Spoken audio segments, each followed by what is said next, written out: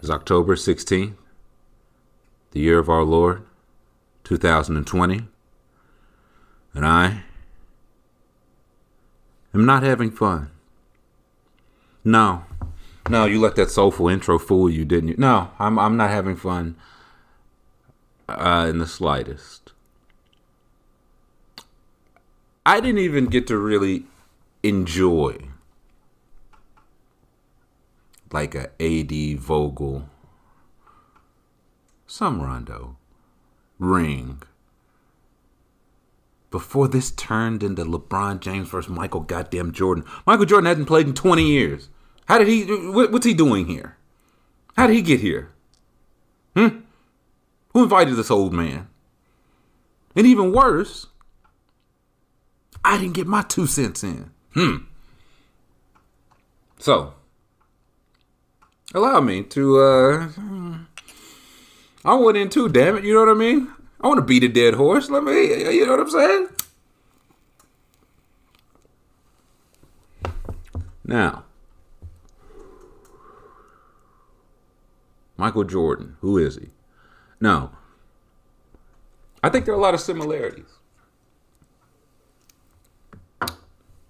in between what we just saw from LeBron and some things we've seen from Jordan. Like in 1995, Jordan had the early exit to Orlando. He had the extra time off. He had the Space Jam sessions. And then he came back and led a one seed to a title. LeBron had an early exit because his team was trash last year because he hated half of them. And to be fair, half of them hated him as well. So he had no playoffs. He had that long time off. He had the Space Jam sessions. He came back and lead a 1 seed to a title. And it's something, it's a debate. Like, it's been going on for years. I've had it some before even this ring some. So again, the horse has been dead. So just indulge me. Just, you know what I'm saying? Let Pops just ramble. Please. Thank you. So what it keeps coming down to for me right now is it is the height of Jordan's career versus the consistency of LeBron's. The height of Jordan's career being, if he got to the finals, he was not losing. He was not losing. There was no Game 7. It wasn't even going to be particularly close who the better team was, and there was definitely no doubt who the best player was. And on the flip side, Bron has never lost in the first round. And I think like there's something to that. A guy that's been in the playoffs legit. I think he missed the playoffs his first 2 years and then last year. So more or less 13 seasons straight of at least second round play. Like at least. And that's impressive in its own right. And like Jordan lost 3 times in the first round. That's y'all's GOAT? You know what I'm saying? And if you say, well, it was against the 86 Celtics, which was the best team of all time till the 96 Bulls, you know, it's like, what was Jordan supposed to do? Well, what the hell was Bron supposed to do against Golden State? You know what I mean? Or against San Antonio? So, I don't know. Like Jordan, of course, played in a different era. They were best of 5 first round. And again, he lost 3 times in the first round. He led a 38-win team against a 59-win Bucks team, and they lost in the first round. Next year, he led a 30-win Bulls team. 30-win Bulls team. Lost to that Celtics team. 67-win Celtics team. Swept. That Celtics team won the title. And again, y'all ain't hearing from me, but this is y'all's best team ever beating a 30-win team in the playoffs. Okay. Cap. But next year, Bulls win 40 games. And they lose again to the 59-win Celtics. Swept again. Jordan went 9 for 30 in that deciding Game 3. So you know Bob Ryan was on his head. And the Celtics lost that year to the Lakers in the finals. Next year, the 50-win Bulls get rolled by the Pistons. roll 4-1. Pistons lose to the Lakers in the finals. Next 2 years, they lose to the Pistons again. In each of those 2 years, the Pistons win titles. So if you're keeping track, that's 3 times he lost to the eventual champion. 3 times and twice to the runner-up. So the question is, does that matter what round it happened in? You know what I'm saying? His Pistons were bronze warriors. It was just the team you know what I'm saying, you just couldn't beat. He just faced his in the second and third round instead of the fourth round because geography. You know what I mean? Like, Bron got him, like he, I guess, got to, I say quote unquote, got to wait until he got to the finals.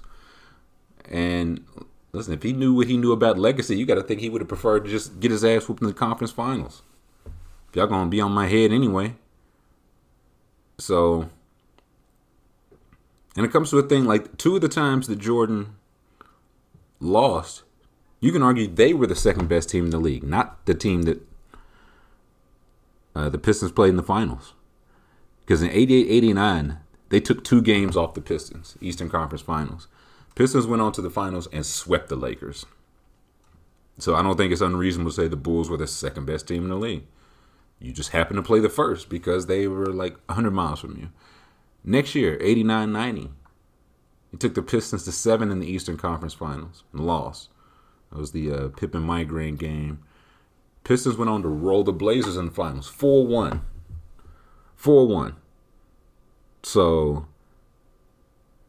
they lost, 5 games in 2 years to the Bulls and 1 game in the finals in 2 years. So they were the second best team, but they, you know what I'm saying, you just didn't play them in the finals.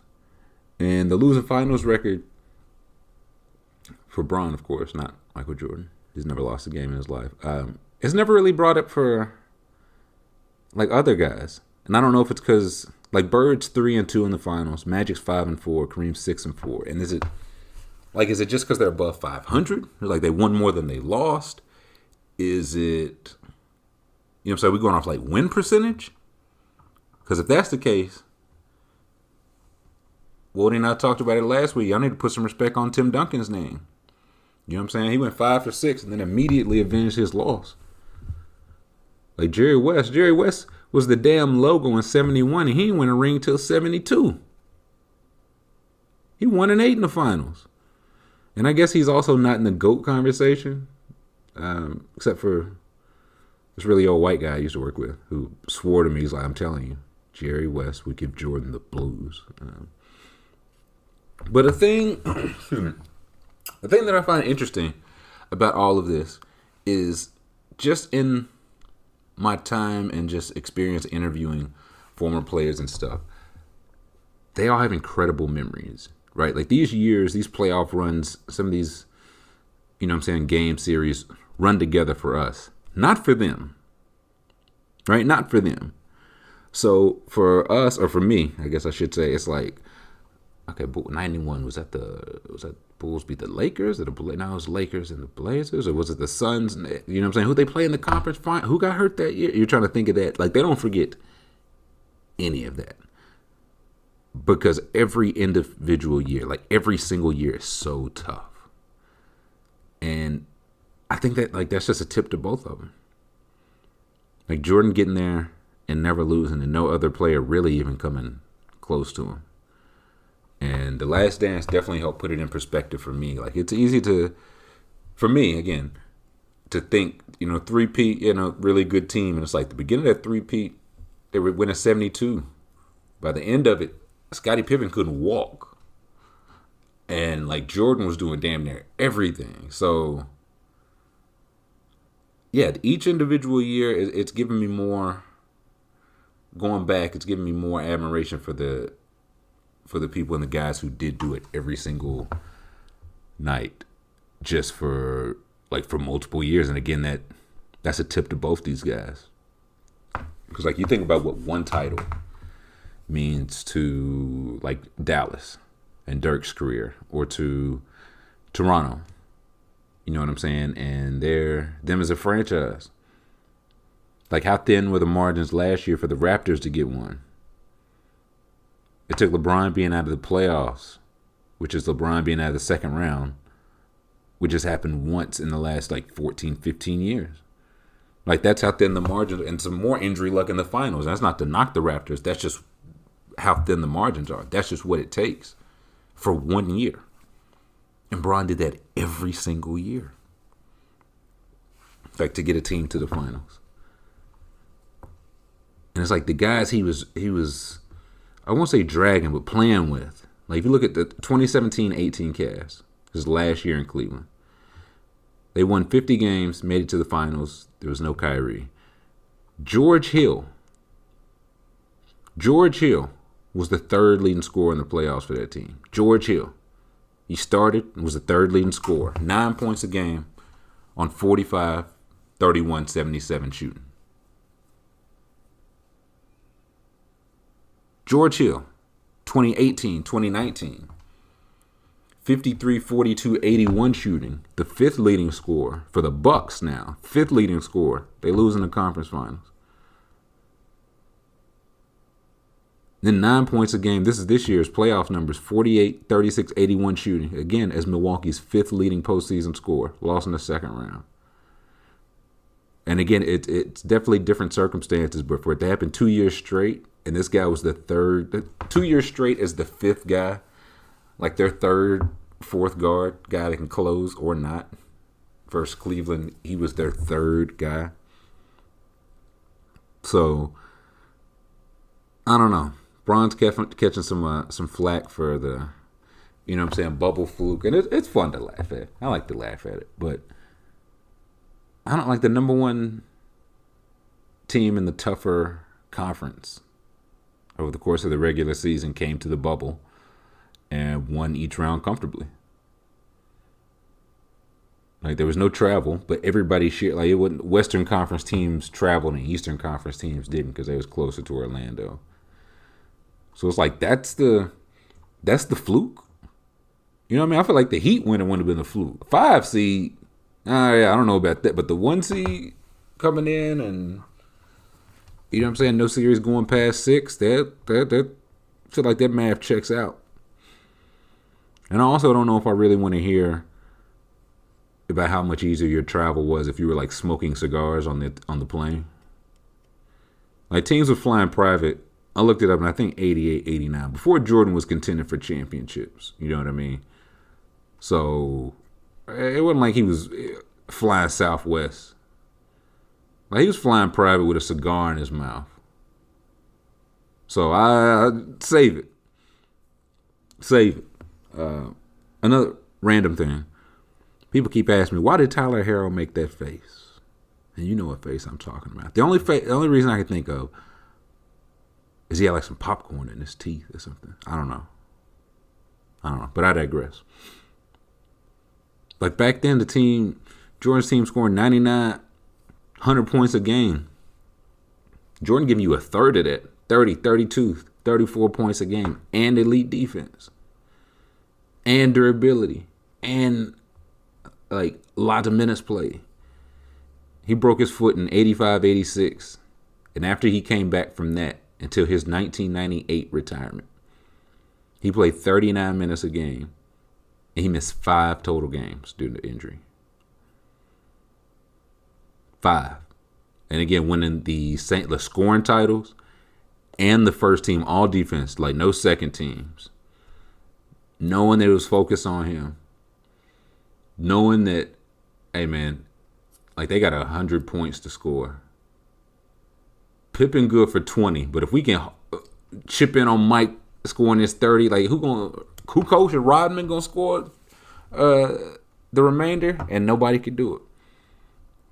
Nobody could do it. I think defense is a nod I would give to Jordan, because Bron's made five first team all defenses and a second team once. And as you know, it's year 17. And I get, you know what I'm saying, all he had to do, the responsibility and all that, but 5-6 teams over 17 years, if we talking about the GOATs, like Kareem and Jordan was making that shit every single year. And again, it is splitting hairs, but these are the hairs that got to be split when you talking about like my 1, 2, 3 of all time.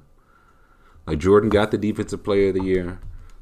LeBron he's got a case for one. We talked about it in the fireside chat. He's got a. It was 2012, 2013. I checked to make sure when Marc Gasol won Defensive Player of the Year, but he made second team. But to be honest, I think that says more about all defense. Like, not a slight to Bron, but it keeps happening. That wasn't a fluke. It happened literally the year before with Dwight and Tyson Chandler. It happened to Dikembe Mutombo. It happened to, I think, Alvin Robertson. So, like, that guy winning Defensive Player of the Year and being second team, I feel like it kind of just happened. So I can't, legitimately say Bron got robbed of any, like, Defensive Player of the Year. He had a good run. In Miami, he was like, I'm going to play some defense. And I think that maybe it's last year out of Cleveland or first year back. But he was like, yeah, no, that was cool. That was cool. So he's got the versatility, you know what I'm saying, when he's engaged, all that. But the fact that you have to say when he's engaged, because it's not a, like, you didn't have to add, if Michael Jordan's going to be engaged on defense, you don't have to ask that. You don't have to ask that. And I think Bron gets the nod. He's doing it in an era where basketball is year-round. Right? Like in Jordan's days, a guy wouldn't pick up a basketball for months. And nobody started lifting weights until like 1992. That's how, like, Charles Oakley. Now there's film study. You know what I'm saying? Like LeBron addicted to wine, Jordan addicted to cigars. I think that's advantage Jordan, man. This guy's polluting his lungs. Going out and scoring 34. Putting the shackles on somebody on your team. Whereas LeBron's a fetish for the Chardonnays. It feels like Jordan's era, if you got a bad draw, like at GM, you just got a bad draw. You know what I'm saying? Like if you just wasn't on a good team, like you just had to watch the Lakers and the Celtics win championships and still also have the number one pick. You know what I'm saying? And then also get the all-time leading scorer, and then also get like another number one pick to get James Worthy. And then you could sign your point guard to a 25-year deal. And now it feels like the Warriors were rare because they were the team that kept winning. But it's like Bron was the thing, the force that kept winning. Not a team, just him. Like, just him. And it came together because of him, which is a feather in Bron's cap. Read something in a Zach Lowe article I'm going to read here. It said, be careful dismissing LeBron's 10 finals appearances as the product of a weak East. During Jordan's 6 title runs, the 4 highest East seeds, aside from Chicago, posted a 640 combined winning percentage, average net rating of plus 4.8 points per 100 possessions. So 640 winning percentage, plus 4.8. For LeBron's, the same thing was a 623 winning percentage, plus 4.5. So that, you know what I'm saying, more or less even. I feel like the player pool is definitely deeper now, but it's spread over more teams. Like back then, it was, yeah, boy, you just had Mikal Parrish, Bill Walton on the bench, Danny Ainge, 15th man. Meanwhile, Jordan playing with some party animals, some wild boys. So, yeah, talent pool is deeper, but of course, much more spread out. I think it's a good thing. But again, it's a tip to both. I think it makes 6-0 more impressive because it's like, okay, the stacked teams were stacked. Even he kind of, came after Lakers Celtics. It wasn't, he went through Lakers for one, but Celtics, ain't nobody tell Larry Bird to hang them doors up, try to build that new porch. So, yeah, the 6-0 is impressive because it feels like the high teams were higher, but LeBron, night to night, season to season, like if I'm just here, we will not lose in the first round. I could guarantee it. So I try to imagine like each other's, like their worst moments. If LeBron's worst moment happened to Jordan and vice versa. Something like Jordan gets to his first finals. and Magic and the Lakers just clown them. Just 4-0 sweep. Like, they're just clearly the better team. And then he gets back like a couple years later and he's playing Trailblazers or something. And they just defended him with, I don't know who the smallest guard on their team was. Terry Porter. Or something. Norm Nixon. No, I don't know. Somebody like that.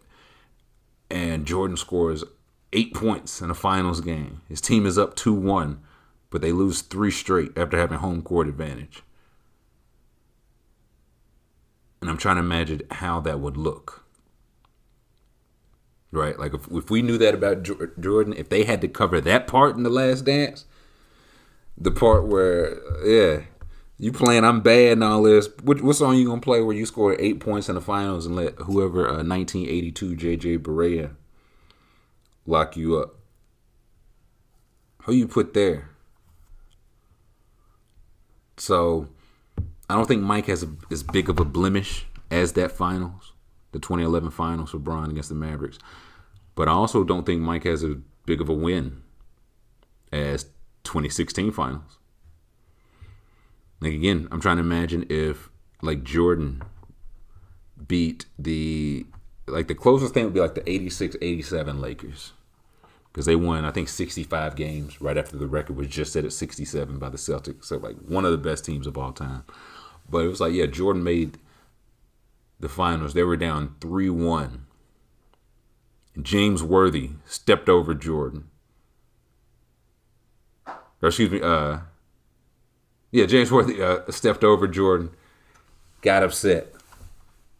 And either way, a crotch was punched. And then Jordan came back on that team. Like, they would sing Jordan's praises forever. You know what I'm saying? So, and even I was trying to think, what is Jordan's weakest moment? I think that's another, ultimate factor for him. Like, leaving to play baseball? I mean, I guess. Like that, between that and the personal stuff he had going on, man, I don't feel like a weak moment to me. Like finals record, it's like, oh, you were the best. You only got there 6 times. I could kind of see that because, again, like Magic, Kareem, of course, they played together. We got there 9 times. LeBron has got there 10 now. Jerry West got there 9 times. He was getting drubbed, but he was there.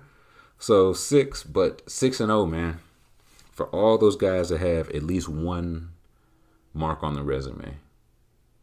Even Billy Ruskell's, man. Even Billy Ruskell's. And I know it because it's the only title the Hawks have, the St. Louis Hawks, but it still hangs at the Hawks Arena. And it's like everybody with that number of rings has lost at least one. Not Michael Jordan. So if you tell me I get Jordan's best, probably call it 9 seasons. Call it 8 or 9 seasons. Or I get Bron's like steady 15 years. Like it's just whatever, 28, 7-7 over 15 years. 15 plus playoff games every year, whatever. I would take Jordan. Because it just seems like y'all remember when the Raptors were tied in the conference finals? It was 2-2, and there was still like just no doubt that the Cavs and LeBron were going to win the series. He was spinning the ball in front of Serge Ibaka's face. Like that was just Jordan for everybody, apparently. Like, don't matter. It was 2-2. They went down in series. They went to Game 7 with the Pacers. I think they had one with the Knicks. And it was just like, I mean, they were, you know what I'm saying, they back up against the wall, but there's never any real danger. And that was just Jordan for a decade. And so I would take his prime. Because Bron is telling you, hey, if I'm like on your team, we're getting to the finals at least. But Jordan's over lesser time, admittedly lesser time. It's like, hey, but if I'm here, we're winning it all. You know what I'm saying? Like at top form, I'm just clearly the best. So give me the higher peak there. Talking about Jordan versus LeBron takes. Try to think of something else. I'll probably, I don't know, college versus pro. I'll think of another dead horse. So it might just be a new segment. I just beat a dead horse every single week. Every single week, I'm just being a 9-iron and a deceased horse.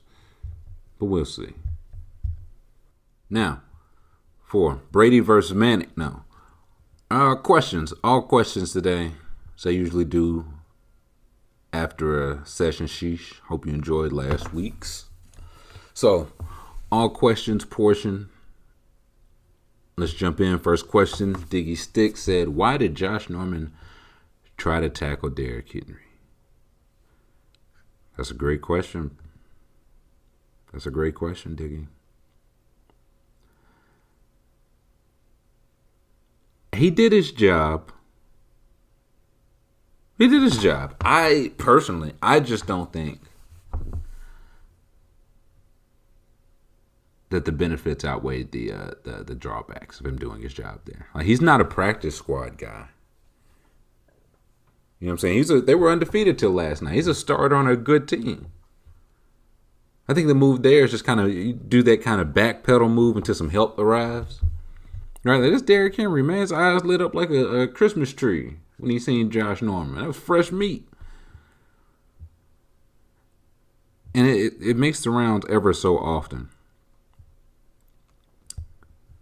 But it just crossed my desk again. And Derrick Henry's high school football numbers are, like, I don't think his coach should be in jail per se, but I don't think probation is too much to ask. I'm not going to go game by game, but season by season. Freshman year, 11 games, 313 carries, 2,465 yards, 26 touchdowns, 7.9 a carry. Sophomore, 313 carries over 12 games, 2,788 yards, 8.9 a carry, 38 touchdowns. Junior year, 309 carries, got a little break, 2,610 yards, 8.4. Wow, both steps back, 34 touchdowns. So this guy, he's practically washed, right? You think he's just done? Psych. Senior year, 13 games, 462 carries for 4,261 yards. 9.2 a pop, 55 touchdowns. That's 35 carries a game for a high school team that lost 4 games. Like that, that's malpractice. That's malpractice. There's one of them games, he had 57 carries in a game. There's no reason to ever give a high school kid 57. I don't think there's ever a reason to give a college. I don't think there's ever a reason for somebody to get 57 carries in a game. I just don't. Like, you could talk me into, like, you know, a high usage game, hey, man, 30, 35, 40, cold weather. 57, bro, come on, man. You ain't got 7 carries for a backup, man. Wouldn't that just be worth it to have, like, hey, Derrick, you know what I'm saying? Sit this series out. Just sit this, like, just catch your breath. Go in fresh next time. But now, 57 carries. But Josh, he was trying to do his job, man. And that was his problem. That was really his problem. Next question from AW. There's been some strange moments in the Discord. What moment brought you the closest to deleting the whole server? If y'all only knew. It's been some really bizarre ones. But I will have to, the closest I have ever been to shutting down the studio is when it got raided. It was relatively early on. And like the invite link, because I had a public invite link, it got out. And it was just my complete and utter just unawareness, just being naive to how this worked.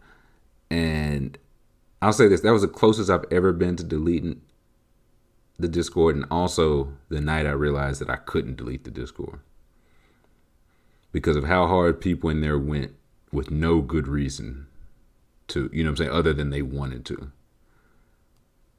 And so people coming in posting dick pictures and all whatever they was posting, and if people are going that hard to fight back and to get people out of there, it's worth maintaining and trying to make or keep as a space where ideally people feel comfortable. So that was the moment I almost got it out of there, but realized I ultimately couldn't. Next question is, I think this was a two-parter. Also, if it were up to you, when would you bring back the NBA for next season? Does the seeming success of the bubble make a difference? Me, I wouldn't bring it back. I know they will, but I wouldn't. I know it's talk of January for the new season. It just doesn't feel fair to ask people in a bubble for 3 months, over 3 months, to take 2 months off and then go back to a bubble. Even one, it'll be, if it goes according to plan, from what I understand, a couple of bubbles, so they won't just be at Orlando. You'll get to fly to a couple cities, so it'll be better. Maybe that'll work. But it just feels so bizarre to me to just see all these numbers going up, and it's like, man, how are we gonna have regular season basketball, man? It's like an entire apartment building dies of COVID. We got to find a way to get Sixers Nets on the schedule. And I get it. I heard him say 40% of the NBA revenue comes from in arena. And I think it might end up working out, right? The NBA, it was time for their playoffs. They get to see MLB, college football, NFL do it for their regular season. The NBA couldn't really stop and start. The NFL, MLB, they're just kind of you're suspended for a couple weeks. We'll move your game around here. So maybe they can learn from that. But again, it would just feel so weird to me to get it pressed because everything that's going on. I get it. Everybody need the money. The shit ain't slowing down. But Florida's football team this week just had 19 positive tests. It's still very early in college football and NFL. And the outside world, it is not going well. And it's Troy and Joe Buck calling week 7. When we get Van Gundy and Breen calling these games. So me personally, I don't know if I would. Next question. JTR 1298 says, if you were in a fight, where would you like to get hit the least? Jaw, the nose, the ear. It's nose by far. That's an easy one. It's nose by far. You could get in 100 punches on somebody in a fight. And if they punch you in the nose, that's that. Jaw, it all depends. You know what I'm saying? Rightly placed, it can break your jaw, or it could just, just sting a little bit. Ear, again, it might bounce off, might rupture your eardrum, might get cauliflower ear. But nose, nah, no. Broken nose, that's a no-go. So, no thank you, please, on getting punched in the nose. Next question, Jeannie says, if you could speak to any animal on the planet, what animal would you choose? This animal could become your friend or your number one hater. Aren't they one and the same, Jeannie? But I'd go grizzly bear, man. I go grizzly bear. I think they're probably just my favorite animal. I'm just fascinated by just about all of it. Hibernate, you gain a bunch of weight and then sleep for 6 months. That is sick. Diet, a grizzly bear will eat anything, nuts, berries, garbage, fish out of the water, carburetor, squirrel. It just really doesn't matter. Good smorgasbord, good array of food they've got. They're pretty chill, but they can really move. You know what I'm saying? They're faster, considerably faster than Usain Bolt. And Usain Bolt is considerably faster than everybody ever. So, I want, if I can choose, I want the bear to be my best friend. I do not want a grizzly bear to be my number one hater. Like, I saw like one swipe from a grizzly bear has been known to decapitate mooses. Like just one, like a mush, like a grizzly bear just mushing a moose, take his head off his shoulders.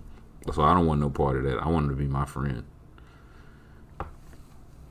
Next question. Actually, not a question, but where'd it go? Now, wait a minute. Where the hell did it go? There we go.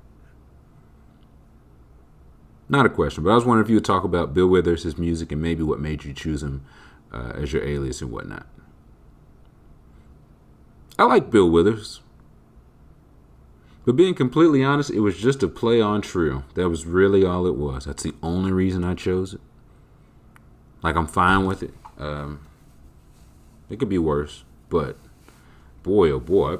You know what I'm saying? I used to change this shit randomly. I picked this shit years ago. And if I knew what would become of it, I think I would have thought a little bit harder.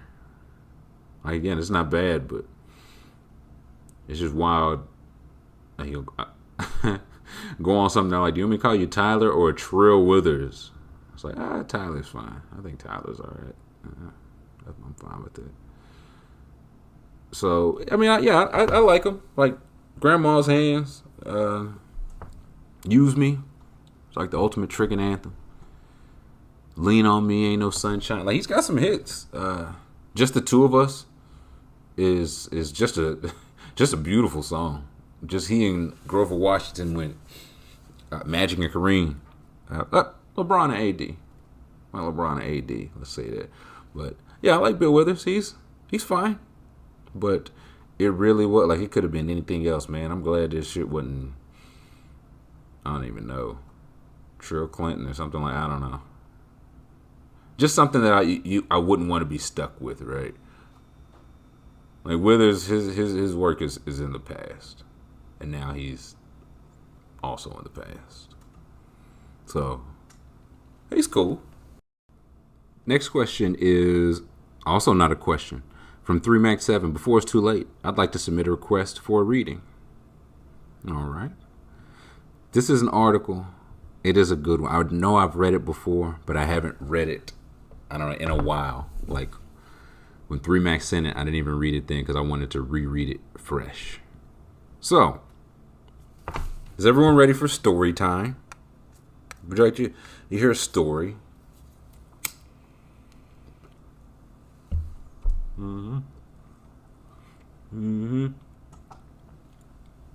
Gather around the mid-fire for a story from April 21st, 2002. It's published to the Baltimore Sun by Mike Preston. Let's face it, Reed is a pick without pizzazz. What the whistle? Ed Reed. He sounds like a partner in a law firm. Ed Reed? Isn't he someone's stockbroker? Actually, Reed was the number 1 draft pick of the Ravens yesterday, the 24th selection overall. The experts and the Ravens agree he was the leader of top-ranked University of Miami's defense last fall, and that the free safety from St. Rose, Louisiana plays with the same passion as Ray Lewis. But no one was jumping up and down at the team's Owings Mills complex when Reed's name was called. It was like Reed had just been drafted into the Army instead of the National Football League. Another draft, just another player. Ed Reed's name had no juice. Now don't get me wrong. Ed Reed was the second best safety in college football and was the second one selected behind Oklahoma's Roy Williams, the 8th player taken overall by Dallas. He might just become the next Rod Woodson. But he wasn't a top 10 pick and didn't slip down the board. And that's what made the Ravens draft so exciting in past years. they always came away with something that seemed so special. Offensive tackle Jonathan Ogden was special because he was the first Ravens player ever drafted, and Lewis was the second. Peter Boulware had the reputation of being the nation's best pass rusher in 1997. And then came two cornerbacks, in the next two drafts, Dwayne Starks and Chris McAllister, both number 10 overall. The Ravens selected running back Jamal Lewis and wide receiver Travis Taylor in the first round 2 years ago to jazz up their offense. And the Ravens were smiling all over themselves when Todd Heap, rated the best tight end in the draft, fell to them at number 31, the last spot in the first round. But there was no magic yesterday. Just Ed Reed. The Ravens had their eyes on three players who they thought might slip to them in the first round, including Boston College running back William Green, Arizona State offensive tackle Levi Jones, Northwestern linebacker Napoleon Harris. The selection of Green would have been fun because it would have been interesting to see him run in training camp, just as it was to see if Ogden could make the transition from college tackle to pro guard, or to see if Lewis was big enough to play in the middle. There was a fascination with the pure instincts of Boulware, making the transition from college defensive end to outside linebacker, and to see how much immediate impact Jamal Lewis and Taylor were going to have on a struggling offense. But Green went to Cleveland at number 16, and Jones went number 10 to Cincinnati. Harris was taken by Oakland one spot ahead of the Ravens. The magic was gone. The Ravens were left with good old Ed Reed. None. We got wiped out, said Ozzie Newsome, the Ravens senior vice president of football operations, about his top three. The thing you learn in this business is that you don't have control of other people's war rooms. You understand why we had a liking for those guys when they go that high. This was a very easy pick for us. When we got to pick number 22, we had two players left. We had already called in Reed, but we make sure we filled all calls while the Ravens were still on the clock. When Ravens team officials walked into the news conference to talk about Reed, there wasn't much excitement. Last year, Newsome and Phil Savage, the team's director of scouting, traded high fives across the table when they found out Heap was still available. Owner Art Modell cracked a lot of jokes, and Coach Brian Billick once asked to be pinched because he thought he was dreaming. Yesterday, it seemed like they were in Mudville. He is not 6 feet, not a 4.4, not this, not that, just a football player, said Savage of the 5'11", 205-pound Reed. We're excited about Ed Reed, and the coaching staff is excited about having Ed Reed here too. Said Newsome, the thing that really sold me on him is every time we watch Miami's defense and they needed a play to be made, Ed Reed made that play. When they needed a fire to be put out, Ed Reed put the fire out. Ed Reed will probably become a good player because the Ravens have a pretty impressive draft record. The selection of Ed Reed allows him to move Gary Baxter, a second-year player drafted in the second round, from safety to starting cornerback, even though Baxter is slow coming out of his back pedal. Ed Reed was a 4-year starter at Miami and finished with 288 tackles. He had a school record 21 interceptions as well as a school record 54 pass deflections. Miami has a great tradition. It's the school that produced Ray Lewis. That might have been a selling point yesterday, but Ed Reed said he has never met Ray Lewis. That figures. Ed Reed says he has been to Baltimore only once, and that was recently to work out. He plays a position that doesn't stick out, a spot that only appears to provide support for the others. Safety. Ed Reed. It was a good choice, but just didn't create the buzz of past number one selections. End column. Boy, that's the most. I need an article on. I got nothing in the world, dude. His name, like, again, you're doubting the Ravens front office and Miami Hurricanes football player. Like, it's like the Spurs drafted Keldon Johnson out of Kentucky. Right? Does that mean he's going to be a good player? Does that mean they're going to use him correctly?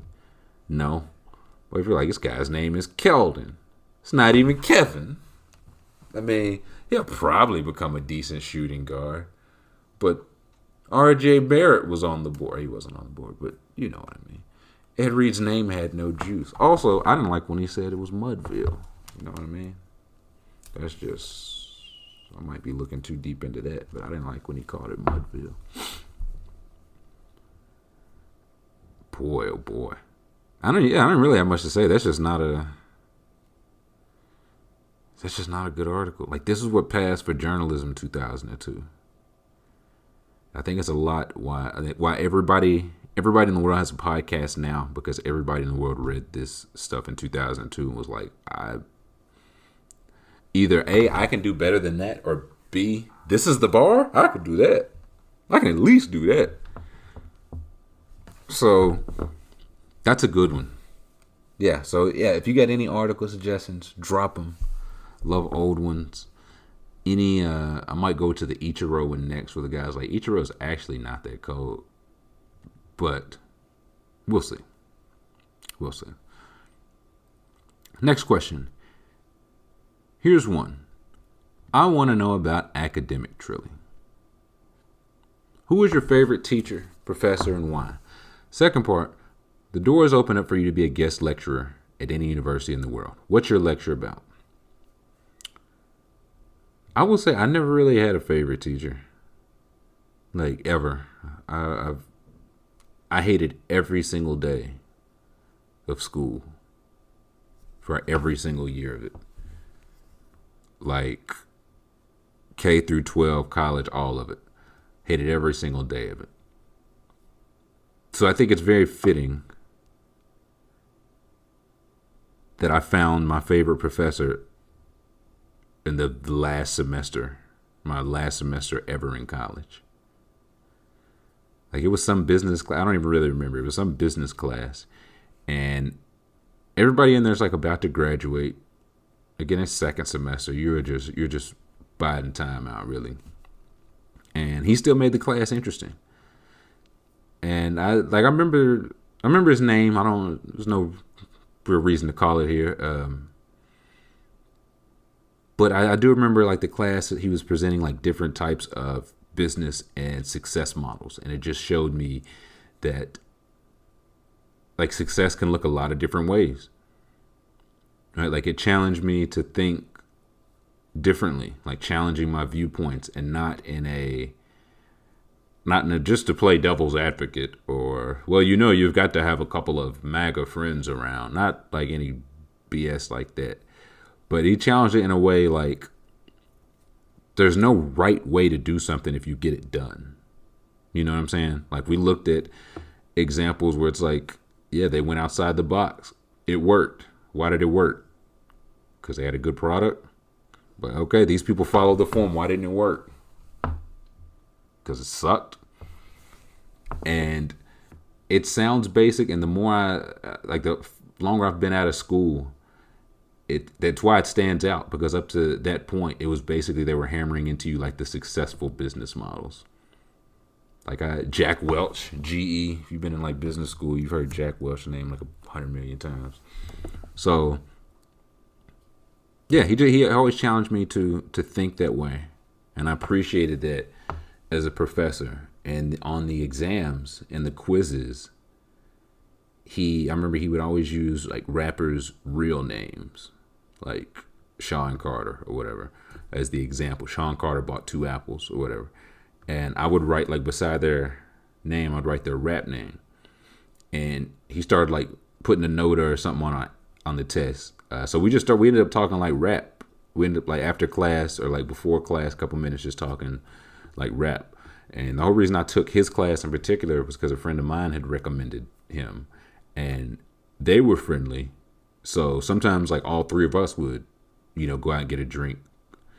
Went to a Reds game, and it was the thing, like, he was clearly doing much better than us. But it was just like, he never mentioned it. Always paid, never, said anything about it. Always drove. And like, after I graduated, he was a hell of a reference for the boy, because I could not find a job, man. Imagine that. But yeah, we kind of fell out of touch. This I may need to shoot him an email, see what he's up to.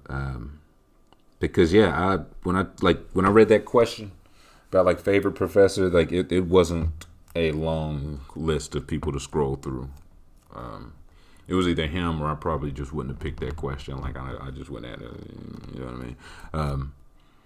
And second part of that question says, about my lecture. If I was to do a lecture at any university, I think it would have to be like just on the, I don't know, not even a theory, just the practice. Like I think why doesn't matter, right? Like why you don't really, you say you want to know the why to some things, you don't really want to know the why. You know what I mean? Like you don't really want to know why she's not calling you back. You know what I'm saying? You ask her, but you like, if you asked her and she was just like, "'Cause you're ugly." You know, is that what you want to hear? No, it's not what I want to hear. I know it, but you ain't got to say it, damn it. Why didn't they hire me? Why didn't I get that job? Because you weren't the director's nephew.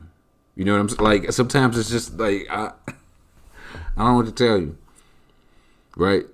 So, and it's like people say they want to know why, so they can improve on that. And it sounds like, cliche or corny, but I would say to that, like, improve everything.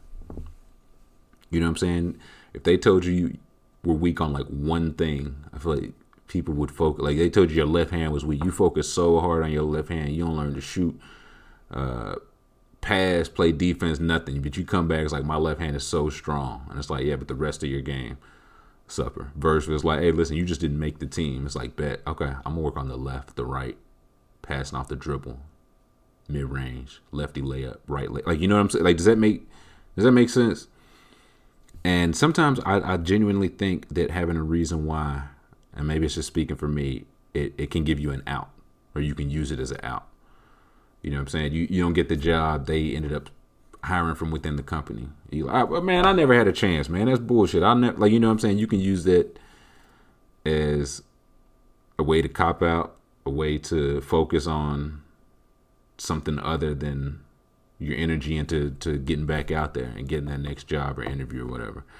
You know what I'm saying? You didn't get the job. Okay. You know what I'm saying? Proceed from there. She don't want to give you her number, or she don't want to talk to you no more. Okay. Respect their privacy. So I think it would be something along those lines of why not mattering. I think that would be my lecture. Next question. Jimbo comes to me with a hypothetical. Jimbo says, I've been sitting on a hypothetical for you, my friend. Let's say the McMahon and yourself have decided to run for the presidency on the same ticket. Part 1 will be your main message to the people and campaign slogan. Part 2, if you won, will be your first 3 executive orders. Part 3, if you won, who would you pick to fill your cabinet and why? First of all, I can't think of anything worse than being a politician. Like, yuck. Second of all, I'm not the slogan guy. Like, just trust me on this. I'm not the name guy. I need a name, and I was like, Tyler I Am. I need a name for the old podcast, the Trill Withers podcast. You know what I'm saying? Like, that's just not my strength. So, I leave the slogans to the McMahon. But the message, I think you'd agree if I just, took the mic. The main message I would want to get across, all this shit is racist. Listen, all of it. Every single bit of it. Every single bit of it. That's the message. There's no systematic racism. It's the system. It affects literally everything from before you were born. It affects the hospital you were born in. Like my father, not my great-great-grandfather. This ain't several generations away. My father was born in a house because the county didn't take black people to the hospital. So it affects the hospital you're born in. it affects the care that you and your mother receive at the hospital. It affects the food that you eat and is available to you. It affects the neighborhood that you live in, the schools you go to, all of that. And that's just like by the time you hit like kindergarten. That's just kind of like the basic stuff before you hit kindergarten. Then you get into like, you know what I'm saying, your middle school racism, your junior high, your post grad. But yeah, that's the message. And it's not to shame anybody, and it's not to be disputed. It's not like a arguing point. It's a fact. And people are like, well, it's not my fault. It's like, I get it. It's not your fault. But now we're going to try to fix it. So there's that. My orders, you said the first 3 orders. These orders don't really have anything to do with the, I guess they kind of do. But, you know what I'm saying? Yeah, racism's the message. I didn't cause that shit. You know what I'm saying? Why I got to sweep up here? But the first order, I would legalize drugs, some of them, and sex work. Drugs, some of them, and sex work. Because I really feel like people either go home, or I guess be home now, stressed out. And they can't, relax, get what they need to relax without either risking breaking the law or the stigma, the shame associated with sex work on both sides. That's how you know this shit a gimmick. How both sides is shamed, right? The seller and the buyer in this market. Like, you selling meth, they looking down on the meth user. Here it's like, oh boy. But yeah, make that stuff legal, man. If you make it legal, you probably make it a lot safer and regulated. Particularly safe sex work. And the drugs, again, some drugs, right? Like maybe not meth. Now that's pretty grade A, but okay, what if it was like legalized low grade like coke, but listen, it's so stepped on. It's so impure. It's so mid. You can get it at like the gas station. It's legal. It's not great, but you can get it at the gas. Like, you know what I'm saying? There's no back alley. There's no know somebody that knows somebody. Just like sex work. But like, if you could just call on both ends and just not have to go under the cloak of night. So that'd be number 1. 2, the police, y'all, I don't want to say thanks for y'all service, but y'all defunded. Like there's no private prisons, that's done. Cash bail's done. I guess just reform of the entire criminal justice system. Like, I don't know, it sounds like Law and Order, but no, a lot of the money going elsewhere, and now we're gonna have some type of enforcement. We'll call them something cooler than police, but they'll be trained for more than like 46 hours. You know what I'm saying? You couldn't cut hair with police certification hours, but you can carry a badge and a gun. So it's like like the police shouldn't be called for everything. I agree. So we're gonna put some of that money to, you know what I'm saying, mental health professionals. So when somebody having a mental health episode, to people that can do wellness checks so that the police don't have to, so that we can go to addiction and homelessness and mental health.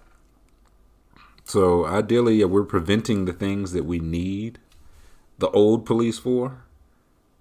You know what I'm saying? The police are trying to find who broke into your house. Why are they breaking into your house? Because he has a drug habit. Why does he have a drug habit? Because he's an addict. He's never been helped. Like, he was sent to prison, but he wasn't helped. And he got out, and he still had a problem, because that's how addiction works.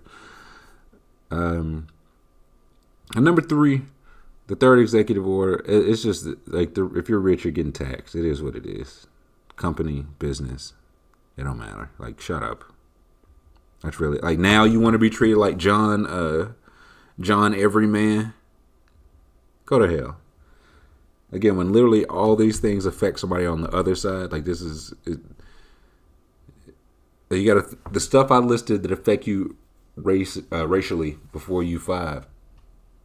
it affects some people on the other side, like the positive side of that. So, yeah, no, you don't get to try to be John Everyman now. And my cabinet, man, I had to look. I was like, I don't know. I was like, how many people in the cabinet? Like, I completely checked out for that part. And here, social studies or history, whatever, not my bag. But I do Secretary of Defense. I want Oakley. I want Charles Oakley. Like, we don't need, we getting some money there too. I don't need billions and trillions. You know what I'm saying? And overseas and tanks and missiles and bombs and all that. I don't need that. I got Oakley. We go sit down, man. We can talk this through. I come to Oakley, we fly over there, and we just sit down and talk it out. And if not, like, we'll probably just withdraw from the. It's like, listen, this wasn't our like. Like, I'm quitting this game. I didn't. Somebody else started this game. I just showed up at GameStop and I'm playing it now. But now I would like to quit it. But yeah, Oakley, we showing up in person, man. You going to smell his cologne. That's my Secretary of Defense. My Secretary of Treasury. I need Juicy J, man. That boy get to $1, don't he? That boy Juicy J know how to get to a check. So he definitely my Secretary of Treasury. He was either I thought about Shaq, but no, I need a little bit more discernment. I think Uncle Juice got a little bit more discernment. I've got Dave Chappelle. He's my Secretary of State. Like, I just need him. He sees things from all sides, even if I don't agree with him, right? And I need that for my foreign affairs, my overseas diplomacy. So Chappelle's in the cabinet. I don't even know if it's like a cabinet position, like just general affairs. You know what I'm saying? Just general. I don't know. But my ex, and like which ex? Any of them, nigga. Like literally any. Pick one. Like the point here, I need someone committed to finding the flaw in every single plan that I will have or ever have. And I can't think of anyone more suited for the job. I imagine she wouldn't even ask to be paid money. You know what I'm saying? She's not in it for that. She's in it for the love of the game. Like, it's just to pick holes in every argument I ever had, but just do it like on a presidential level. Like I had this idea and she just pick it apart. She's like, that's what this big-headed ass nigga didn't think about. I'm like, this doe-eyed bitch is right. So, yeah, literally anyone could, like, just anyone. Then I guess just general caucus members. It's just like a couple of random. Again, I don't know how many people's on a cabinet. I feel like I don't need that many. Some of them I know, some of them I don't know. Like, it's 1, 2, 3. One, Bomani. Again, I don't know what he would just be there because he can articulate points really well. Right? Like, agree, disagree, whatever. We want to be transparent, and I think he's really good at articulating points, whatever the point is, and again, however you feel about whatever the side of the point. I have a friend named Hannah. She does great work for the Atlantic. She should be there just to. She would just hear something. She's just incredibly smart and would just hear something and be like, yeah, that don't smell right. Nah, that ain't. No. I don't know about that. Need that on the staff. Legit, like my grandparents, like slick the same reason, man. I just run something by them. They're like, does that sound right? Like, does that make sense? And my grandmother was like, I don't know, it doesn't make sense. I don't know what we need all that oil for. And I was like, that's what I said. But they would also tell me if I was wrong. And the last person, this might be the most essential to the cabinet because I need somebody to keep this thing like on edge. It can't all be gravy. I need Monique. You know what I'm saying? Like, y'all remember when she was in the Breakfast Club getting Leonard and Angie Yee together? Like Monique be getting people together, and look at the long term, man. I don't know that she been wrong about any of this shit. You know what I'm saying? You need somebody willing to stand up and be like, no, listen, I don't care what they're saying. This is right or wrong. Right? If we're gonna do this, we should do it this way. You gotta have somebody. Like when Kobe told Kyrie, he's like, hey, man, don't let the locker room get too comfortable. Like, you got to kick over a trash can, smack somebody upside the head. That's where I've got Monique of the Parkers fame here. And I think that's really, I think that's, I don't need that many, man. I really don't need that many. We're not getting elected no damn way. So on this, on these issues, no way. But next question. When the Rona's passed and you go out to restaurants to eat again, you can choose 2 out of 3 qualities for your food. Fast, cheap, good. What are you picking? 2 out of 3. This is an easy one. Give me good and give me cheap. And not even like because price, like trying to keep price down. It's because like, bro, when this shit's done, I don't care about fast, man. Like you go, we're able to go, or when I feel comfortable going to a restaurant again, I want to stay for hours. You understand? Bring me all the refills and the dessert tray, and like, you know what I'm saying. I might order something to take home. So fast, nah, you can keep it. We've been in the house forever. So fast, no thanks. I'm in no rush to get back to the house I've been in. Next question. From P says, Trilly, I'm an MJ guy. Give me your top 5 MJ Michael Jackson songs of all time. And on an unrelated note, can you remind us how the zoo trip went with Coley and Mush? Feel like we never got a recap. Man, I was looking through, of course, like Mike got hits, but sometimes you really got to listen to like the bangers and remember why they're like the bangers. Right? Like Smooth Criminal. Remember the Time. Another Part of Me is a personal favorite. Human Nature. Lady in My Life might be my favorite Michael Jackson song. Butterflies is up there for newer Mike. Carousel, I don't think it was on the Thriller album. It was like the Thriller demo or something.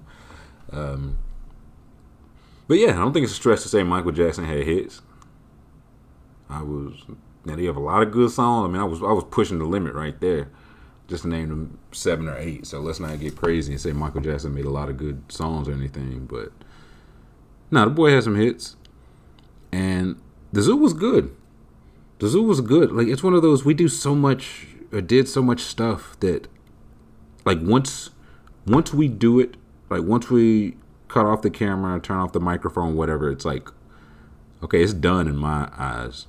And it's like, did it ever come out? I was like, you know what I'm saying? I didn't watch it when it came out. I don't watch you know what I'm saying? So I don't know. It's like, maybe that didn't ever come out. And this appears this was one of those things. But it was good. It was good. Mush got into an argument with an owl that didn't care much for his just general disposition. I think we all agreed Dana would be like the first eaten if things went awry, like if all the cages unlocked for some reason. Dana would be the first of us eaten. So it was good. I don't know whatever became of that footage.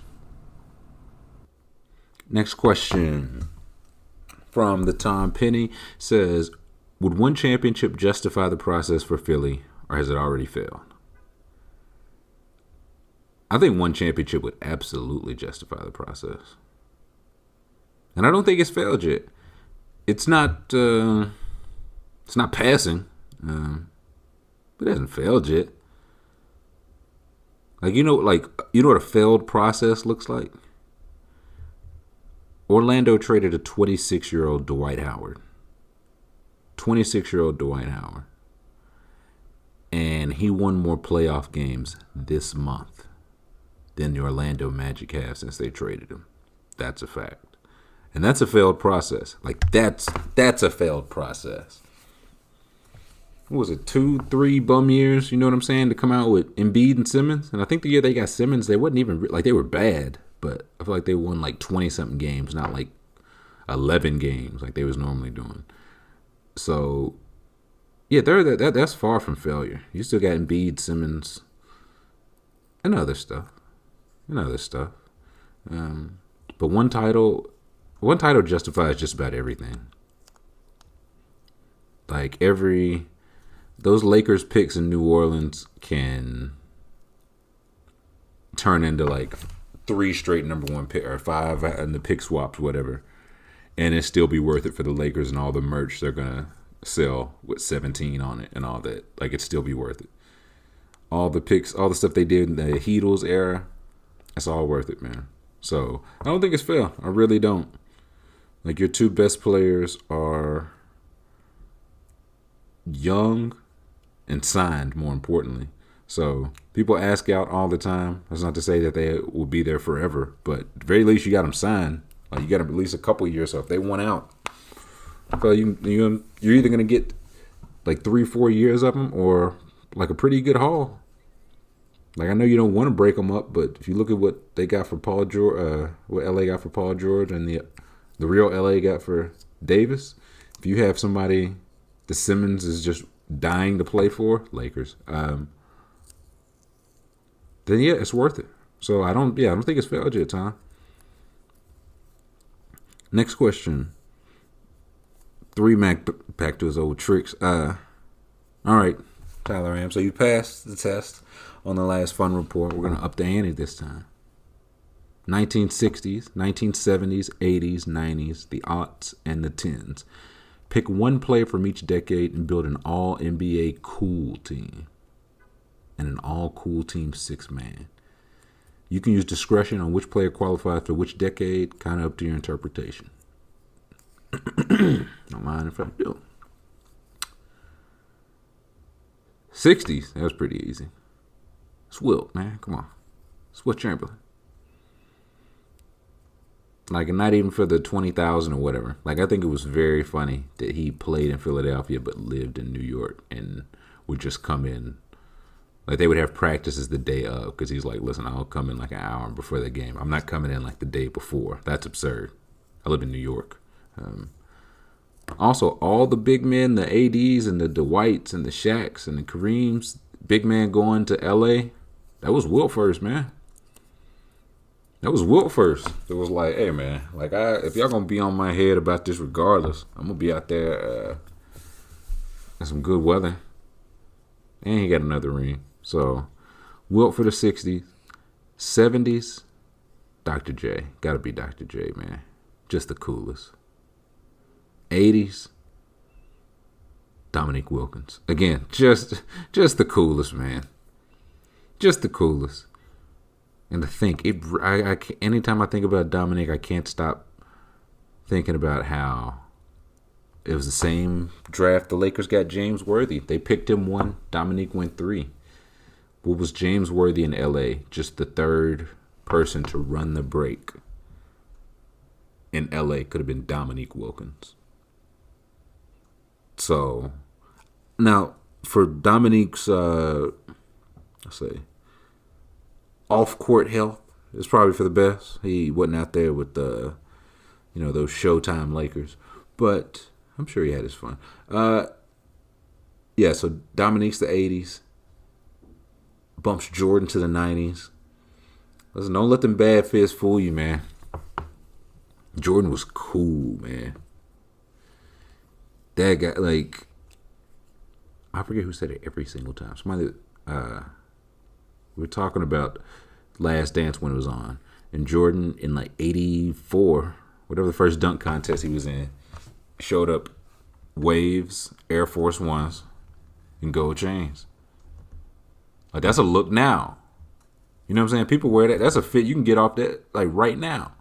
He showed up to the dunk contest in his own jumpsuits. Not his own Nike jumpsuit. His own jumpsuit. And he was wearing suits, like nice suits for the time, when it was no dress code. So just, Jordan was cool. 2000s, it's Allen Iverson. It was Allen Iverson. The 2010s, I think this might have been the hardest one. It's the sixth man because it's still young, but are there a lot of cool guys? You know what I'm saying? In the league, I'm far from being cool. You know what I'm saying, to even make these kind of claims. But I don't know. I just think like some of the top guys, LeBron, that guy's not cool. He's a father of three. You know what I mean?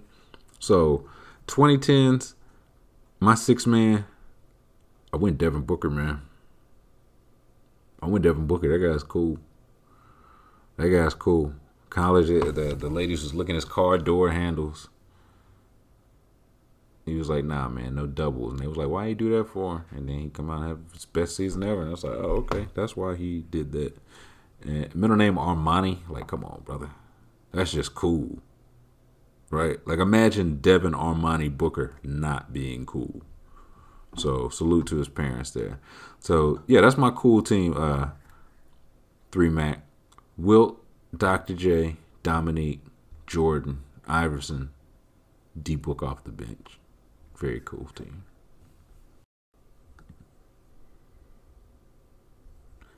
Next question. Another one from the Tom Penny. How fucked up would things have to get in the U.S. for you to move out of the country? And if so, what country are you heading to? Listen, Tom. I'm ready, dude. I got my passport like before all this happened. The worst time ever. Just punted a year. That's only like 5 years. Just punted a year.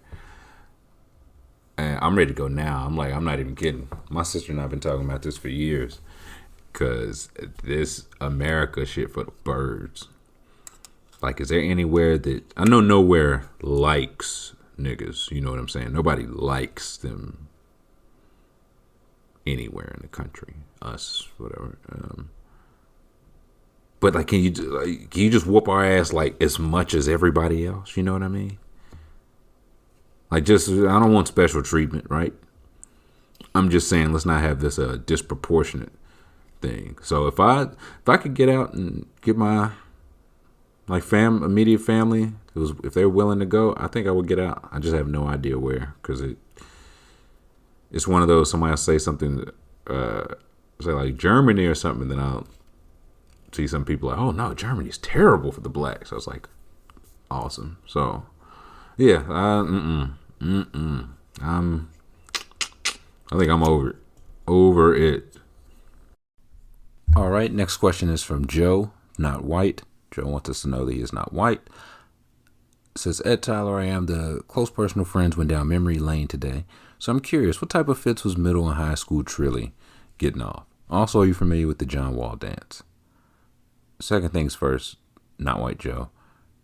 Of course, I know the John Wall dance. And of course, I know that those Louisvillian thugs stole it from him. But I ain't gonna hold you, Joe, man. Joe, not white. I couldn't dress then. I can't dress now. So like high school, middle high schoolish, it was a lot of South Pole. It was a lot of Platinum Fubu. It was a lot of Jabots. I had like the Jabots without the strap because I called myself trying to be different. But I remember one time, I think it was in the 9th or 10th grade. I had this baby blue, sky blue velour suit, South Pole, the finest threads. And I wore it like that day in particular. We had like a little newspaper and I had to interview one of the coaches.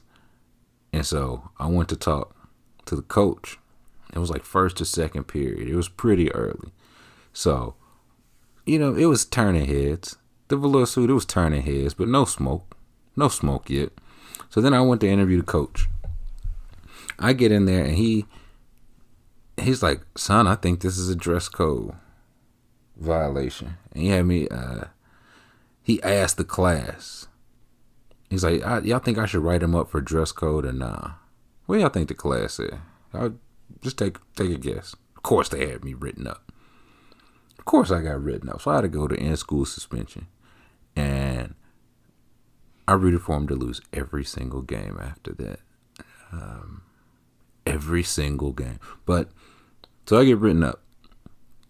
I walk into ISS. Our ISS was in trailers because inner city schools, and I had been like to ISS before. I've been in principal's office before, or whatever. So you know what I'm saying.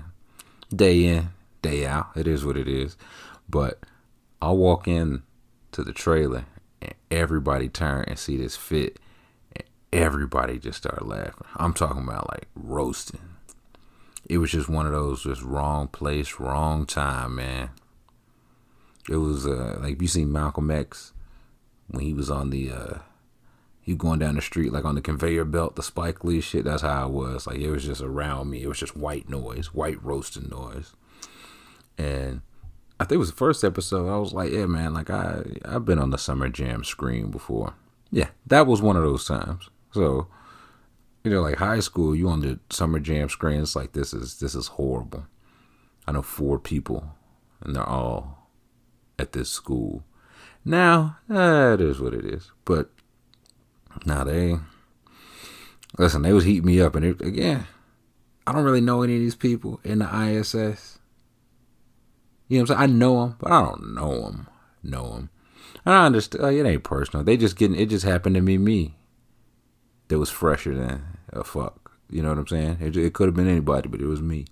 But I remember that day I ain't even eat lunch. I was just staying in the trailer. I was like, nah, I should probably play it safe. I didn't want to risk getting flamed. And again, I walked in with it. It was no smoke, so I thought the coast was clear to that damn coach. So when I left, I stuffed my jacket in my bag. Only because it didn't look like just the pants. You can get away with just the pants.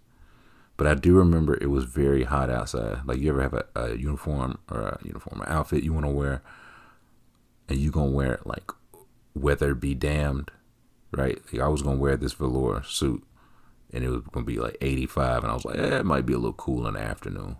So it was actually a blessing in disguise. Now that I think about it, it was too warm for velour. I would have been sweaty. I would have got roasted all day, like if I hadn't been hidden in the, you know what I'm saying, in the ISS trailer. And even then, it wasn't even like an all day ISS. Like it was somebody else walk in, they get roasted. Like, you know what I'm saying? It was like fresh meat walking into the prison. It was what it was. But yeah, those are the type of fits I was getting off. Not good ones, so to say. Next question is, I'm going to Atlanta for the first time. Is there anything I absolutely have to do according to Trilly? Yes. 1, wear a mask. 2, go home. Those are pretty much it. Now, usually I would say sporting event. I feel like you probably still could. They be having limited people to Braves games. But even if you don't, I would say hit like those areas. There's plenty around like the Ben Stadium where the Falcons and United play, and the Battery where the Braves play. I would say don't be afraid to do touristy stuff. Like, I don't mean like just general touristy stuff. Like an aquarium here, you know what I'm saying? A penguin here look like the penguin you seen in Columbus, and like the penguin you seen in Denver. But like the CNN Center here, Coca-Cola Center, stuff like that, yeah, don't even go on the Ferris wheel, man. You know what I'm saying? Be a little touristy. I would say the biggest thing, I can't even tell you where to go, but I tell you, GPS any address before you go. Because I can't tell you how many times people like from out of town said something. I'm like, listen, I know that bar or club says Atlanta Road or Peachtree, or it says Atlanta in the address. It's actually 53 minutes outside the city, and not a drive you're going to want to make twice. So GPS everything before you go. Little 5 points is cool. Little 5 points is sand at the beach, if the beach is your sort of thing. And I would say downtown, midtown, Buckhead is really all you really need. Like, don't get cute. Don't be like, this is my time to go to Bankhead. This is my time to go to East Atlanta. No, just stay in Midtown. Don't be nobody's hero. Next question. You can rebuild any franchise in any sport from scratch, from the ground up. Branding, roster, etc. Who do you pick and how do you do it? At the risk of being a homer, I lump these two together because I think the answer is Atlanta. Give me the Hawks, man. Give me the Hawks. Like, I still don't understand why they can't be in the running for where guys want to build. You know what I'm saying? I get it's not New York. I get it's not LA. But it can't be like the East Coast Houston. One really good star comes here to put up numbers that don't mean anything. And then maybe we get another second star that he eventually hates and trades for another second star, and eventually hates and trades for another second star. But I don't see why we can't be in that mix. Like, it's a big city. The Eastern Conference is weaker. That feels like the biggest draw to me. It's cheap to live here, really cheap to live here. Like, the city is comfortably a football city, but there's also baseball. So you talk about no expectations. Perfect. Like, there's so much talent you could get for mid-game concerts. Like, that's only branding stuff I would need. Just Atlanta artists. It doesn't even have to be only rap. There's like R&B and more genres than that. People from Atlanta. So I think it could be that, like, hey, why don't we play there? Like, in all seriousness, if Luka was here, if they drafted Luka and kept him for some strange reason, why would they do that? I think it's a safe bet to say Porzingis would probably be here too, right? Like, just a hunch. I feel like those two are probably going wherever together. And it's like, if you in the East, come on, man. Oladipo, you don't want to resign in Indianapolis, dog. Jason Tatum, you really want to spend your prime years in Boston, man? Come on down. Come on down to Atlanta, brother. Come on, bring Jalen with you, man. He know the way. So that would be my franchise. It just feels like not far off from being where it needs to be. And I think I could do it. I think I could get it there.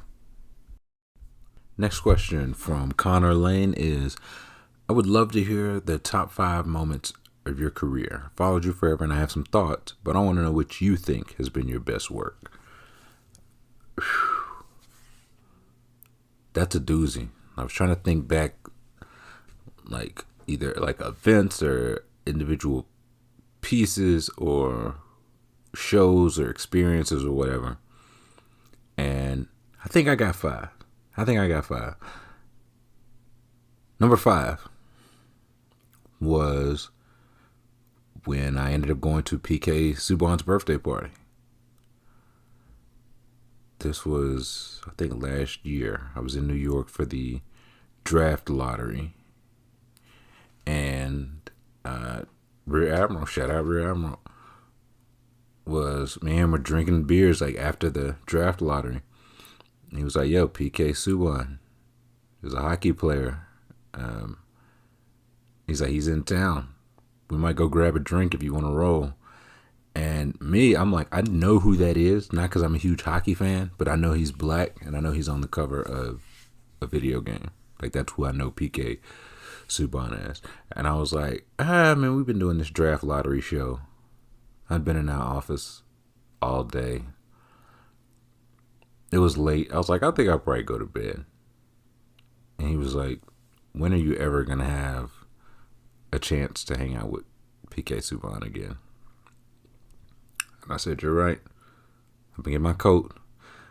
And we went out. We went to some establishment with scantily clad ladies. There were life-size horse statues there, couches, things of that nature.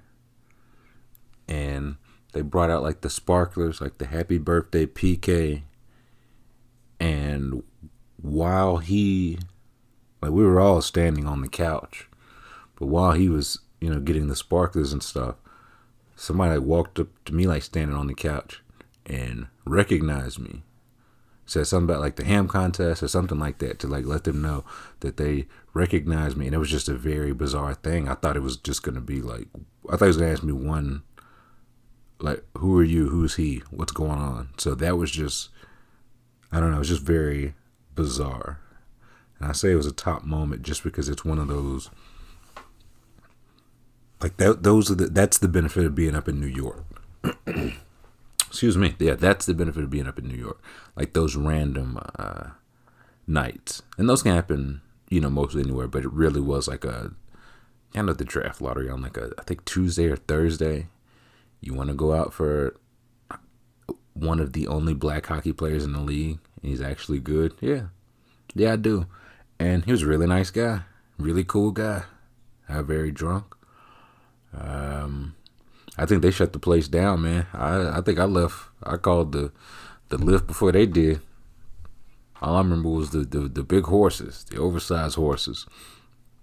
So that was top 5 on some. Sometimes you really just got to be in the right place at the right time.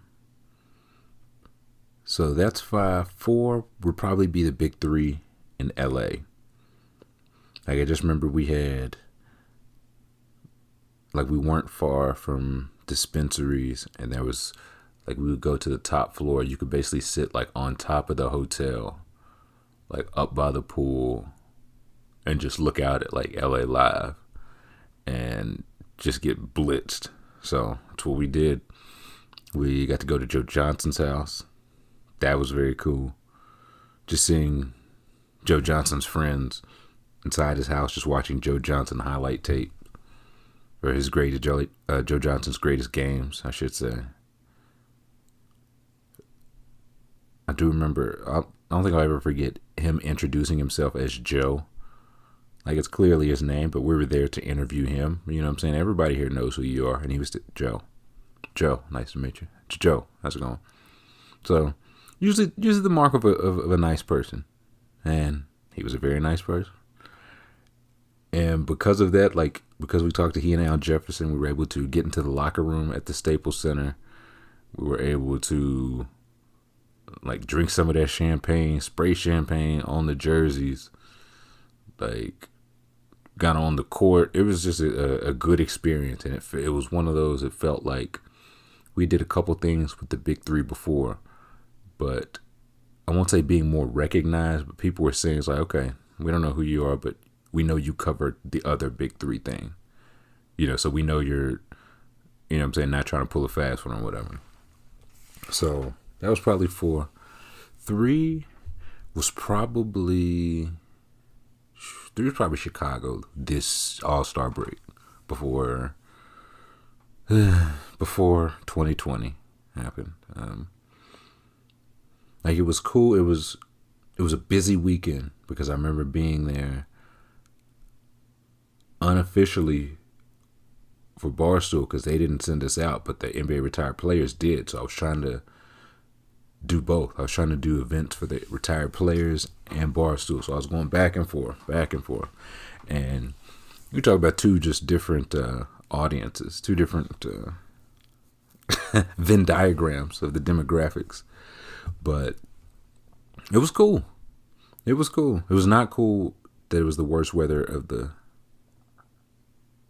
year, or of the winter at that point in Chicago. I didn't like that part much. But it was cool. I remember the Chicago guys had a open thing at a bar, and you walk in. I'm hoping, I told him I would show up, maybe go on radio for a little bit with him. I'm thinking most of these places you walk in the back of the bar, back of the restaurant, and there's a place for you to go up or go out on stage. This place, you get dropped off right out front. You walk in, that's the front door. So everybody there's just looking at you, and I'm like, oh boy.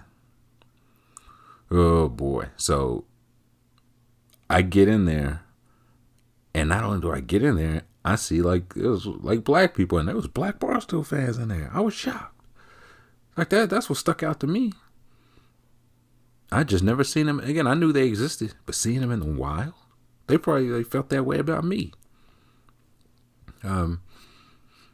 But just that entire weekend, I got to watch some of All-Star Weekend with some of the legends, just seeing some of the younger guys they really like they are They're really big on Ja, not so much on Trey. Not so much on Trey. Got to go to the D Wade and Gabby Union Spades party. Chicago just felt like I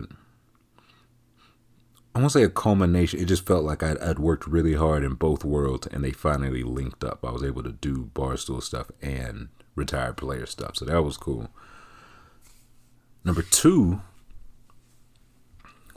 probably Charlotte. All-Star Game Charlotte.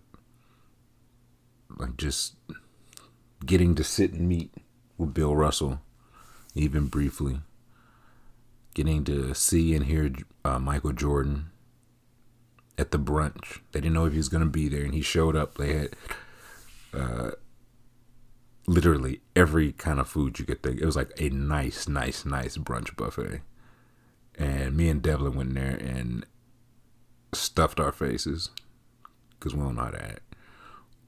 But yeah, like rapping for the Migos, that was that weekend. Talking to Nipsey, that was that weekend. Hitting the seafood spot with Devin Funches, that was that weekend. And I remember we went to Top Golf, and I was just wild drunk at Top Golf. Me, imagine watching Hamidou Diallo win the dunk contest, and I was like, this is tremendous. This is great. And also, oh, you know what? I take that back. I think I watched that. I watched one at the hotel, one at Top Golf. Because Joe Harris, after like hours after we talked to him, won the 3-point contest. So that was great. And then after that, Hamidou, my baby boy, won the dunk contest. So, yeah, that was good. I think Charlotte was the first time I feel like people inside the company, like in front of the camera and behind the camera, were like telling me that we did a good job. Right? It's like, hey, hey, you don't know me, but we saw your Charlotte stuff. We really liked it. So that felt good. And the number one moment I think of my career, I would have to say, Connor, and not even on some sentimental shit, man, it was starting the Patreon. Just because I didn't know. I just didn't know how it was going to go. Like, I had everything set up. I'd been meeting with the Patreon people to make sure I did this right. I had like been tweaking what I wanted to say. I had recorded it and it was loaded up to launch at midnight, and I hadn't told anybody. So I remember I was streaming that night because I was like, it was just nervous energy. I streamed for a couple hours that night into midnight of the next day. And right as I was about to get off that stream, I told the people who were still left that I was doing it. And some of them subscribed. So seeing like a couple people subscribe before I publicly launched felt good. And then like I didn't really sleep that well that night. I woke up, tweeted it again, not knowing how it's gonna go. Because again, at that point, you've controlled all you can control. Like if the show's good or bad, whatever, it's already recorded and loaded up. Whether people like it or don't, I don't, you know what I'm saying? It's out of my hands at that point. So it's nothing but the waiting game. And it was like, I thought I would do okay. You know, it was like taking my next step. It was like, I thought I would do okay. I thought I could maybe get to like Twitch partner. I thought I could find a way, you know what I'm saying, to support myself. But even then, you just don't know. It's out of my hands. So I tweeted that was August 1st. And we've been cooking since, man. Excuse me. And I'm just trying to think of ways to relate it. It just felt like a very, different situation. The only way I can describe it, it felt like I was like a college player. It's like people telling you, like, go pro. Like you can, you know what I'm saying? You're good enough to make it. You can go pro. And it's like, I get it, but I'll probably do another year in college, right? This place, it's not perfect, you know what I mean? But hey, I don't know if I'm ready to go pro. And it's like I came back again. People keep telling me to go pro. At this point, it's like, okay, I don't even know if I'm ready yet, but I'm going pro. Like I'm taking that next step. I guess I should say not going pro, but taking that next step.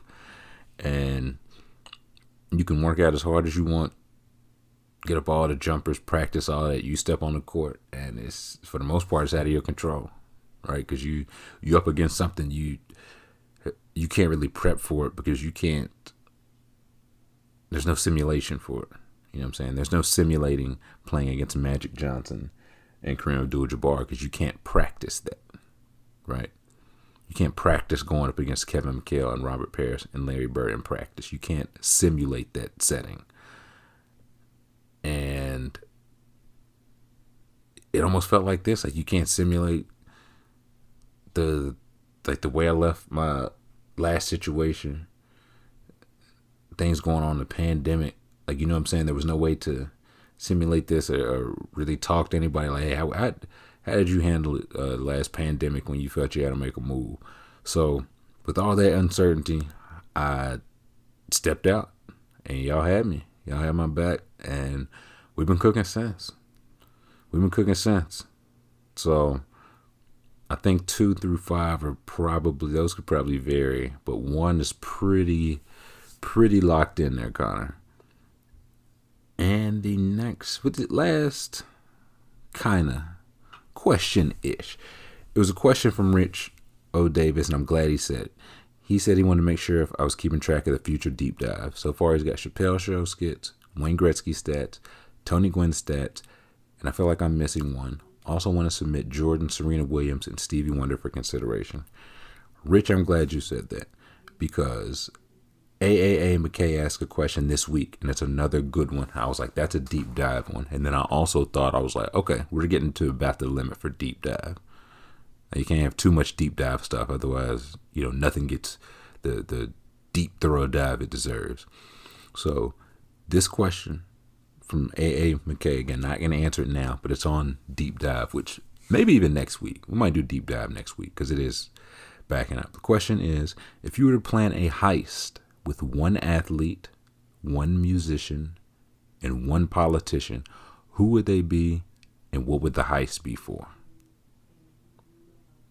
I like that. So that's deep dive pen. Got another question this week, which is also deep dive pen. So you can go back in time and change 3 moments in history. No butterfly effect concern. Meaning that the only thing that will happen is the direct opposite of what you did. And the example he uses, if you kill John Wilkes Booth, it only undoes Lincoln's assassination. There's no other effects, butterfly effects from that.